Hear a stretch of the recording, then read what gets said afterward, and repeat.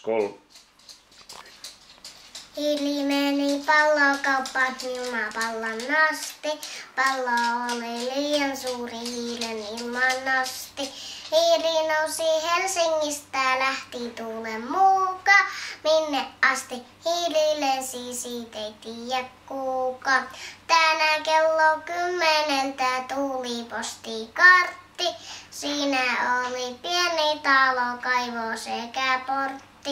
Hiili siinä kirjoitteli täällä ulkomailla. Juustotehtaan johtajana eilen huolta vailla. Aasun ruokaa komherus kellarissa. Lappun vielä paras juttu, eilen kuoli kissa. Kuulemiin ja kirjoitelkaa viehuko vain viiri. Terveisiä tuttaville, morjens toivoo Viiri.